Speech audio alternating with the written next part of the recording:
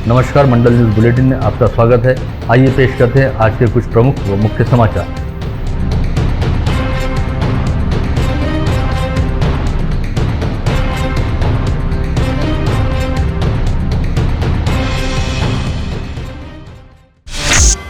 राज्य की शालेय शिक्षा मंत्री वर्षा गायकवाड़ ने बताया कि कोविड संक्रमण के चलते अपने माता पिता को खो चुके बच्चों की पहली से 12वीं तक की शिक्षा का खर्च सरकार द्वारा उठाया जाएगा और उन्हें पूरी तरह से निःशुल्क शिक्षा का लाभ दिया जाएगा। इसे लेकर शिक्षा विभाग द्वारा मुख्यमंत्री उद्धव ठाकरे से आग्रह करते हुए एक प्रस्ताव पेश किया गया है, जिस पर मुख्यमंत्री उद्धव ठाकरे की ओर से सकारात्मक प्रतिसाद भी मिला है। साथ ही शिक्षा मंत्री गायकवाड़ ने कहा कि कोविड संक्रमण की संभावित तीसरी लहर के खतरे को देखते हुए सरकार द्वारा आवश्यक उपाय योजनाएं तैयार की जा रही है। साथ ही फिलहाल शालाओं को बंद ही रखने का निर्णय लिया गया है। जिन स्थानों पर कोविड संक्रमित मरीजों की संख्या बेहद कम है, वहां पर हालात की समीक्षा करते हुए कक्षा 10वीं व कक्षा 12वीं को शुरू करने के बारे में विचार किया जा रहा है। इसके अलावा कोविड मुक्त रहने वाले और भविष्य में भी कोविड मुक्त रहने की गारंटी देने वाले गाँवों में आगामी 1-2 माह के दौरान 10वीं व 12वीं की कक्षाओं को शुरू कर दिया जाएगा।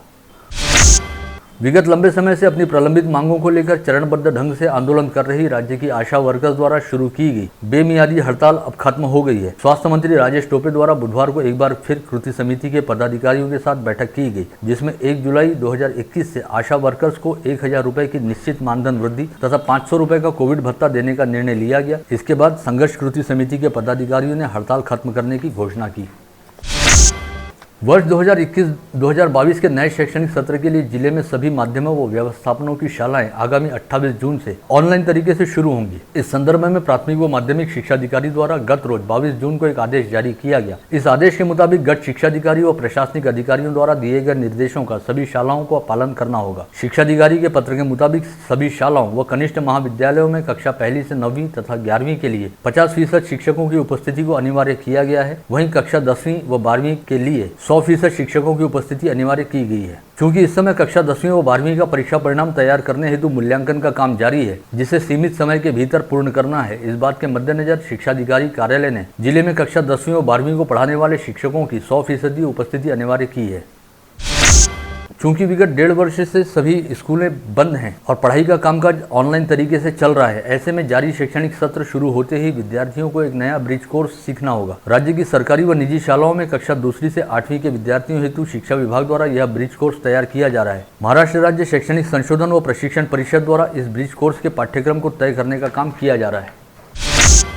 कोविड संक्रमण काल के मद्देनजर शैक्षणिक शुल्क के संदर्भ में विद्यार्थियों और पालक संगठनों की ओर से सरकार को कई निवेदन प्राप्त हुए हैं। अतः कोई भी विद्यार्थी शिक्षा से वंचित न रहे और उनका कोई शैक्षणिक नुकसान न हो, इस हेतु प्रवेश व शुल्क समिति द्वारा सभी निवेदनों का अध्ययन करते हुए विद्यार्थियों के हितों का निर्णय लिया जाए। इस आशय के निर्देश उच्च व तंत्र शिक्षा मंत्री उदय सामंत द्वारा दिया गया है। शिरडी स्थित श्री साईं बाबा संस्थान का अध्यक्ष पद राष्ट्रवादी कांग्रेस पार्टी को तथा पंढरपुर स्थित श्री विठ्ठल रुक्मिणी देवस्थान का अध्यक्ष पद कांग्रेस को दिया जाएगा। वहीं मुंबई स्थित श्री सिद्धिविनायक मंदिर ट्रस्ट का अध्यक्ष पद शिवसेना के पास ही बना रहेगा। इस आशय का निर्णय गत रोज ही महाविकास आघाड़ी की समन्वय समिति की बैठक में लिया गया। साथ ही महामंडलों के वितरण का समीकरण भी तय किया गया। इससे पहले कांग्रेस राष्ट्रवादी कांग्रेस आघाड़ी सरकार के कार्यकाल दौरान 15 वर्ष तक शिरडी संस्थान का अध्यक्ष पद कांग्रेस तथा पंढरपुर संस्थान का अध्यक्ष राष्ट्रवादी कांग्रेस के पास था। इसमें पहली बार अदला बदली की गई है। इसके तहत शिरडी संस्थान के अध्यक्ष पद पर कोपरगांव से राकापा विधायक आशुतोष काले व उपाध्यक्ष पद पर शिवसेना के पूर्व विधायक रविंद्र मिर्लेकर की नियुक्ति करने का निर्णय लिया गया है। साथ ही कांग्रेस व राकापा को 6 तथा शिवसेना को 5 विश्वस्त पद दिए जाएंगे। वहीं पंढरपुर देवस्थान के अध्यक्ष पद व विश्वस्तों के नामों सहित किस पार्टी को कितने पद देने हैं, इसका फैसला विधानसभा अधिवेशन के बाद लिया जाएगा।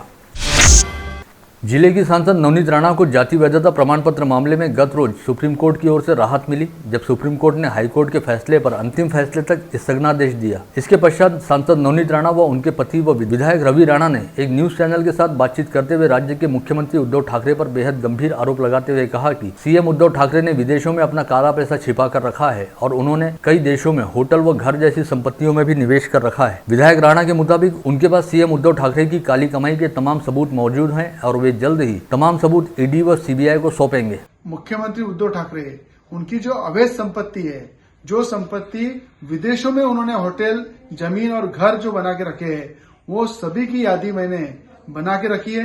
पूरी तरह से उसकी जांच की है और पूरी यादी में आने वाले समय में ईडी और सीबीआई में देने वाला हूं, जिससे सख्त से कार्रवाई उनके ऊपर हो। और अनिल परब, जिन्होंने एडवोकेट बनने के बाद भी शिवसेना के महानगर पालिका एडवोकेट थे और जिस तरह से अभी उन्होंने गए 15 दिन पहले एक रिसोर्ट की खरीदी की, वो जमीन की खरीदी की, वो अवैध पद्धति से जमीन की खरीदी की, उस पर भी ईडी और सीबीआई कार्रवाई होना चाहिए। ये मांग मैं ईडी सीबीआई को आने वाले कुछ दिनों में करने वाला हूं और इसके ऊपर पूरी इंक्वायरी करके कड़ी से कड़ी कार्रवाई होने वाली है, ये मांग करने वाला हूं। साथ ही सांसद नवनीत राणा ने भी आरोप लगाया कि सीएम उद्धव ठाकरे की शह पर ही उन्हें बेवजह के मामलों में अटकाने का प्रयास किया जा रहा है और शिवसेना की ओर से एक महिला की आवाज को दबाने का काम किया जा रहा है। सांसद नवनीत राणा के मुताबिक उनके प्रतिस्पर्धी व पूर्व सांसद आनंदराव अडसुल विगत लोकसभा चुनाव में हुई अपनी हार को अब तक पचा नहीं पाए हैं, जिसकी वजह से उन्हें जानबूझकर तकलीफें दी जा रही है और उनके काम में रोड़े अटकाने का प्रयास किया जा रहा है।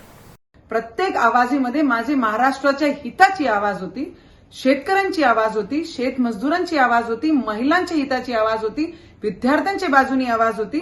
हा सगळी आवाज एक उद्धव ठाकरेंच्या विरोधात होती, कारण प्रत्येक वेळी जेव्हा जेव्हा अन्याय माझे महाराष्ट्राची जनतेवर होत होता तेव्हा मी त्यांची बाजू घेऊन मी लोकसभामध्ये ती आवाज उचलले। म्हणून एक महिलाची आवाज दाबण्याचे जे प्रयत्न होत होता, कुठे ना कुठे हायकोर्टामध्ये जे निर्णय झाला त्याचा रिस्पेक्ट आम्ही करतो, पण कुठे ना कुठे खूप मोठा षडयंत्र आपण म्हणू शकतो की एक महिलाची आवाज दाबण्याचा जे प्रयत्न झाला, पॉलिटिकल कुठे ना कुठे खूप सारी खिचडी शिजली, ते सगळ्यांना स्पष्ट दिसत आहे। स्थानीय नवाथे परिसर में बनाए जाने वाले मल्टीप्लेक्स के निर्माण संबंधी विषय को आम सभा की मंजूरी के बिना अनुमति न दी जाए, इस आशय का प्रस्ताव मनपा के नेता प्रतिपक्ष बबलू शेखावत तथा पूर्व महापौर व पार्षद विलास इंगोले द्वारा 18 जून को हुई आम सभा में रखा गया। इन दोनों का कहना रहा कि नवाथे मल्टीप्लेक्स का मसला विगत 15 वर्षों से प्रलंबित है तथा उस समय की और अभी की कीमतों व FSI में काफी फर्क है, लेकिन मनपा की सत्ता में रहने वाली भारतीय जनता पार्टी द्वारा यह प्रकल्प पुरानी कीमत में देने का प्रयास किया जा रहा है, जिसकी वजह से मनपा को करोड़ों रुपयों का नुकसान हो सकता है। ऐसे में जब तक यह विषय आम सभा में चर्चा हेतु नहीं आता तब तक इसे स्थायी समिति द्वारा भी मंजूरी न दी जाए, अन्यथा इस प्रकल्प का कांग्रेस पार्टी द्वारा तीव्र विरोध किया जाएगा। समूचे विश्व में बसे सिंधी समाज के आराध्य अमर शहीद संत कंवरराम साहिब के नाम से समीपस्थ भामखेड़ा मार्ग पर वैश्विक स्तर का कंवरराम धाम साकार किया जा रहा है। इस परिसर को संत साहिब की जन्मभूमि जरवार का नाम दिया गया है। करीब 14 एकड़ के इस परिसर में बनने जा रहे संत कंवरराम धाम के निर्माण कार्य का शुभारंभ आज बुधवार 23 जून को अंजनगांव सुरजी स्थित देवनाथ मठ के पीठाधीश्वर स्वामी श्री जितेंद्रनाथ महाराज के हाथों किया गया। इस अवसर पर वैदिक मंत्रोच्चारण के बीच होम हवन व पूजा अर्चना भी किए गए, जिसमें संत कंवरराम धाम के प्रवर्तकों व पदाधिकारियों ने हिस्सा लिया एवं पूरे भक्ति भाव के साथ कंवरराम धाम के निर्माण कार्य के शुभारंभ में अपना हाथ बटाया। छठी तालाब से भामखेड़ा की ओर जाने वाली सड़क पर करीब 14 एकड़ क्षेत्र में जरवार को साकार किया जा रहा है, जहां पर 100 करोड़ रुपयों की लागत से संत कंवरराम धाम निर्माण किया जाएगा। इसके तहत 10,000 स्क्वायर फीट में 129 फीट ऊंचा 2 मंजिला भव्य मुख्य भवन बनाया जाएगा, जो ध्यान केंद्र होगा। इसके अलावा यहाँ पर वृद्धाश्रम, लंगर हॉल, अस्पताल, पाठशाला, मनोरंजन पार्क, प्रशासकीय भवन व यात्री निवास आदि का भी निर्माण किया जाएगा। वर्ष 2017 में तत्कालीन मुख्यमंत्री देवेंद्र फडणवीस की प्रमुख उपस्थिति में संत कंवरराम धाम का भूमि पूजन किया गया था। साई जशनलाल जी महाराज जी, साई राजेश जी अपने सामने विराजमान हैं और एक विशाल परंपरा का मानचिन्ह यहां पर खड़ा होने जा रहा है। स्थानीय बुधवारा परिसर में स्थित सीताराम बिल्डिंग में वर्ष 1930 से यानी करीब 90 वर्ष से किराए में रह रहे काले परिवार के घर को बिल्डिंग की मिल्कियत रहने वाले लोहार मठ के विश्वस्तों ने किसी भी तरह की पूर्व सूचना नहीं देते हुए तोड़ दिया, जिसका शहर के युवा उद्योजक व समाजसेवी नितिन कदम द्वारा कड़े शब्दों में निषेध करते हुए कहा गया है कि वे अपनी संकल्प बहुउद्देशीय संस्था की ओर से अपने खर्च पर काले परिवार का घर बनाकर देंगे। साथ ही इस परिवार को अचानक बेघर करने वाले लोहार मठ के विश्वस्तों के खिलाफ पुलिस में शिकायत भी दर्ज कराई गई है। पता चला है कि लोहार मठ की मिल्कियत वाली इस इमारत में काले परिवार वर्ष 1930 से किराए पर रह रहा है। इस शुरुआत में इस घर का किराया 7 रुपए प्रति माह था, जो अब 500 रुपए प्रति माह है और काले परिवार द्वारा हर महीने यह किराया लोहार मठ को अदा किया जाता है। लेकिन इसके बावजूद सोमवार को लोहार मठ के विश्वस्त रहने वाले डॉक्टर ने काले परिवार के घर को बिना किसी पूर्व सूचना के गिरा दिया। कोविड संक्रमण व लॉकडाउन के चलते पहले ही कोई कामकाज नहीं है, वहीं अब सर छिपाने की जगह भी चलेगी। साथ ही इस समय बारिश का मौसम भी शुरू हो गया है। ऐसे में काले परिवार बेहद दयनीय अवस्था में पहुंच गया है, जिनकी मदद करने के लिए युवा उद्योजक व समाजसेवी नितिन कदम आगे बढ़े हैं।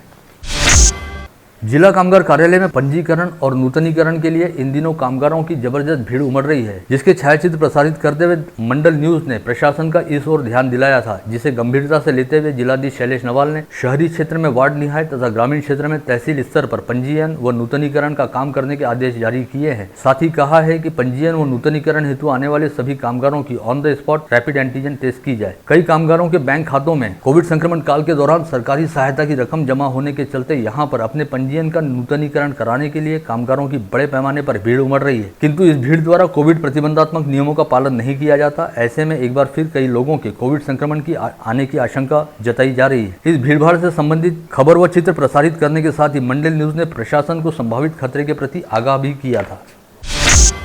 जिले में बुधवार को 37 नागरिकों की कोविड टेस्ट रिपोर्ट पॉजिटिव आई, वहीं 3 कोविड संक्रमित मरीजों की मौत हुई जो अमरावती जिले के ग्रामीण क्षेत्रों से वास्ता रखते थे। लगातार दूसरे दिन अमरावती मनपा क्षेत्र में किसी कोविड संक्रमित मरीज की मौत नहीं हुई है। जिले में अब कुल संक्रमितों की संख्या बढ़कर 95,726 पर जा पहुंची है। वहीं जिले में कोरोना मृतकों की संख्या बढ़कर 1,546 पर पहुंच गई है। बुधवार को जिले के कोविड अस्पतालों से 101 मरीजों को कोविड मुक्त हो जाने के चलते डिस्चार्ज दिया गया। जिले में अब तक कुल 93,537 संक्रमित मरीज कोविड मुक्त हो चुके हैं। इस समय जिले में कुल एक्टिव पॉजिटिव मरीजों की संख्या 643 है, जिनमें मनपा क्षेत्र के 156 तथा ग्रामीण क्षेत्र के 490 मरीजों का समावेश है, जिनमें से इस समय 262 मरीजों का विभिन्न कोविड अस्पतालों में इलाज चल रहा है। साथ ही मनपा क्षेत्र में 82 तथा ग्रामीण क्षेत्र में 299 मरीज होम आइसोलेशन में रखे गए हैं। बीते 24 घंटे के दौरान 4,133 नागरिकों की कोविड टेस्ट की गई, जिसमें से केवल 0.89% लोगों की कोविड टेस्ट रिपोर्ट पॉजिटिव आई है। वहीं इस समय कोविड संक्रमित मरीजों के कोविड मुक्त होने का प्रमाण बढ़कर 97.71% पर पहुंच गया है। विगत कुछ दिनों से पॉजिटिविटी रेट में लगातार कमी आ रही है और रिकवरी रेट में लगातार इजाफा हो रहा है। यह पहला मौका है जब अमरावती जिले में पॉजिटिविटी रेट 1% से भी कम रहा। बुधवार को समूचे संभाग में केवल 176 नए संक्रमित मरीज पाए गए, जिनमें अकोला के 34, यवतमाल के 15, बुल्ढाना के 73 व वाशिम के 17 मरीजों का समावेश है। वहीं 349 मरीजों को कोविड अस्पतालों से डिस्चार्ज मिला, जिनमें अकोला के 140, यवतमाल के 13, बुल्ढाना के 54 तथा वाशिम के 71 मरीजों का समावेश रहा। संभाग में अब तक 3,54,204 कोविड संक्रमित मरीज पाए जा चुके हैं, जिनमें से 3,47,519 मरीज कोविड मुक्त हो चुके हैं। जिले के कुल 45 सरकारी व निजी कोविड अस्पतालों तथा कोविड हेल्थ केयर सेंटरों में कोरोना संक्रमित मरीजों को भर्ती करने हेतु 2,338 बेड की व्यवस्था उपलब्ध है, जिसमें से इस समय केवल 216 बेड पर ही कोविड संक्रमित मरीज भर्ती हैं और 2,122 बेड रिक्त पड़े हैं। सबसे खास बात यह है कि इन 45 में से 26 कोविड अस्पतालों में अब एक भी कोविड संक्रमित मरीज भर्ती नहीं है और ये 26 अस्पताल तमाम व्यवस्थाओं के साथ पूरी तरह से खाली पड़े हैं। साथ ही इनमें से कई कोविड अस्पताल अब बंद होने की कगार पर भी हैं। कोविड संक्रमण की चेन को तोड़ने हेतु किए जा रहे प्रतिबंधात्मक उपायों में टीकाकरण को सबसे महत्वपूर्ण माना जा रहा है। जिले में कोविशील्ड व कोवैक्सीन इन 2 प्रतिबंधात्मक वैक्सीन की उपलब्धता अनुसार 119 केंद्रों पर नागरिकों का टीकाकरण किया जा रहा है। अब तक 5 चरणों के तहत जिले में 5,59,673 नागरिकों का टीकाकरण किया जा चुका है। इस आशय की जानकारी देते हुए स्वास्थ्य महकमे द्वारा बताया गया कि टीकाकरण के लिए दोनों ही वैक्सीन बेहद असरकार व कारगर है, अतः किसी भी वैक्सीन को लेकर मन में किसी भी तरह का कोई संदेह या भ्रांति नहीं रखना चाहिए। सभी को अनिवार्य व मुफ्त शिक्षा अधिकार यानी आरटीई के तहत पहले राउंड में प्रवेश लेने की तिथि को 11 जून से बढ़ाकर 30 जून कर दिया गया है, लेकिन इसके बावजूद कुल 453 में से अब तक केवल 23 विद्यार्थियों का ही प्रवेश कंफर्म हो पाया है। ऐसे में आगामी 10 दिनों के दौरान इतनी बड़ी संख्या में बाकी बच्चों का प्रवेश कैसे होगा, यह चिंता सभी अभिभावकों को खाई जा रही है। ऐसे में उन्होंने प्रवेश संबंधी नियमों को शिथिल करने की मांग की है। यहां बुलाई गई पत्रकार परिषद में पहल फाउंडेशन की अध्यक्षा डॉक्टर अलविना हक द्वारा कहा गया कि जूनी बस्ती बडनेरा स्थित जन विकास बचत सोसाइटी की ओर से चलाई जाने वाली सरकारी राशन दुकान रद्द किए जाने के चलते 5 नवंबर 2016 को इस दुकान हेतु विज्ञापन जारी किया गया था, जिसके लिए 3 आवेदन प्राप्त हुए थे और शांति महिला बचत गुट को पात्र घोषित करते हुए जिला आपूर्ति अधिकारी अनिल टाकसाली की अध्यक्षता में गठित समिति ने 22 फरवरी 2018 को इस बचत गुट के नाम पर यह दुकान आवंटित करने का आदेश जारी किया। जबकि हकीकत यह है कि इस बचत गुट की स्थापना 2017 में हुई थी और 2016 में जारी विज्ञापन के तहत राशन दुकान हासिल करने हेतु शांति महिला बचत गुट द्वारा वर्ष 2012 का झूठा प्रमाण पत्र लगाकर प्रस्ताव डाला गया और कई तरह के दस्तावेज भी पेश नहीं किए गए। ऐसे में स्पष्ट है कि इस मामले में बड़े पैमाने पर भ्रष्टाचार हुआ और जिला आपूर्ति अधिकारी अनिल टाकसाले व राशन दुकानदार अनिल वनवे ने मिली भगत करते हुए इस बचत गुट को राशन दुकान का आवंटन किया। अतः इस पूरे मामले की जाँच की जानी चाहिए। भारतीय जनसंघ के संस्थापक डॉक्टर श्यामा प्रसाद मुखर्जी के स्मृति दिवस अवसर पर भारतीय जनता पार्टी कार्यालय में पार्टी की जिलाध्यक्ष निवेदिता चौधरी के हाथों डॉक्टर मुखर्जी की प्रतिमा का पूजन कर अभिवादन किया गया। इस अवसर पर पार्टी के अनेकों पदाधिकारी व कार्यकर्ता उपस्थित थे। जिले के पूर्व पालक मंत्री डॉक्टर सुनील देशमुख की कांग्रेस में वापसी पश्चात कांग्रेस कार्यकर्ताओं में जबरदस्त उत्साह का वातावरण बना हुआ है और डॉक्टर सुनील देशमुख के पार्टी प्रवेश पश्चात मुंबई से आगमन के बाद देशमुख समर्थकों व मित्र परिवार द्वारा लगातार सत्कार किया जा रहा है। मंगलवार को रेलवे स्टेशन रोड पर उनके जनसंपर्क कार्यालय पर श्रीकृष्णपेट मित्र परिवार द्वारा उनका सत्कार किया गया। इस समय किशोर गट्टानी ने डॉक्टर सुनील देशमुख को रामदेव बाबा की फोटो भेंट दी।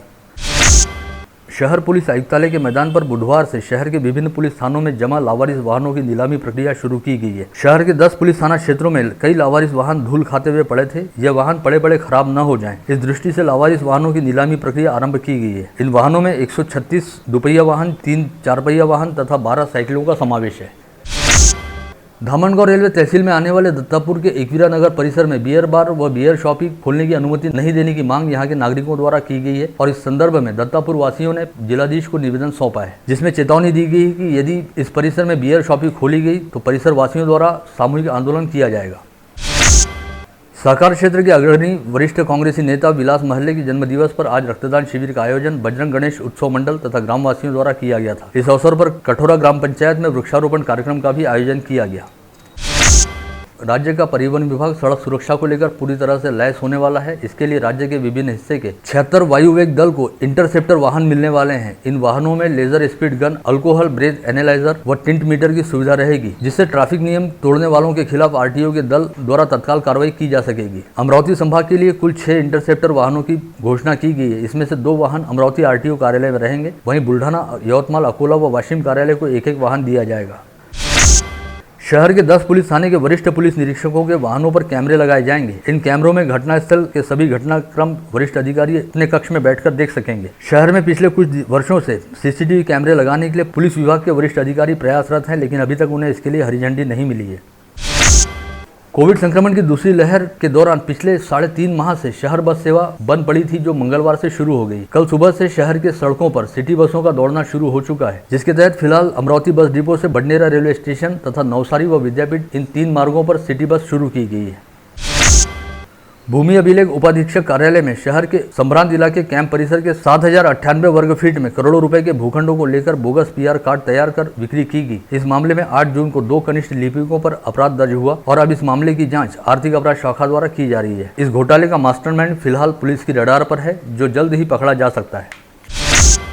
2 दिन पहले मोपेड पर अस्पताल से अपने घर जा रही नर्स विद्या गवई के गले में चाइना मांझा फंस जाने की वजह से उसकी मौत हो गई। इस घटना को पुलिस आयुक्त डॉक्टर आरती सिंह ने बेहद गंभीरता से लिया है और चाइना मांझे की अनधिकृत बिक्री करने वालों के खिलाफ सख्त कार्रवाई करने के निर्देश दिए हैं। साथ ही शहर पुलिस आयुक्तालय की क्राइम ब्रांच ने नागपुरी गेट थाना क्षेत्र के तहत लालखड़ी के उस्मान नगर व मसानगंज परिसर में चाइना मांझा विक्रेताओं के 2 गोदाम पर छापे मारकर 46,750 रुपए मूल्य का चाइनीज मांझा भी जब्त किया है।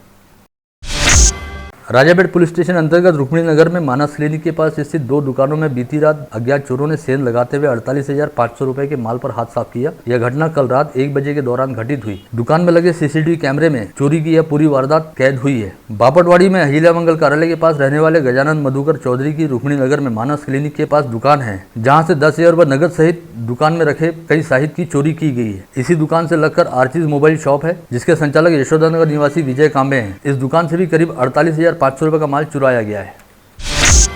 शहर में रहने वाले 59 वर्षीय सेवानिवृत्त कर्मचारी की सेवा पुस्तिका में खामियां रहने से विगत 1 वर्ष से उन्हें सेवानिवृत्ति वेतन नहीं मिल पा रहा था। इस कारण वेतन जांच पड़ताल कर देने के लिए लेखा परीक्षक कार्यालय में उन्होंने आवेदन किया था। इस हेतु लेखा परीक्षक कार्यालय के वित्त विभाग के लिपिक अर्जुन राठौड़ ने इस सेवानिवृत्त कर्मचारी से 30,000 रुपए की रिश्वत मांगी थी, जिसकी शिकायत इस सेवानिवृत्त कर्मचारी ने एंटी करप्शन विभाग के कार्यालय में की थी। पश्चात एसीबी के दल ने अपना जाल बिछाया और बियानी चौक पर अर्जुन राठौड़ नामक लिपिक को 30,000 रुपए की रिश्वत स्वीकार करते हुए रंगे हाथ पकड़ा। पश्चात उसे फ्रेजरपुरा पुलिस की हिरासत में सौंपा गया।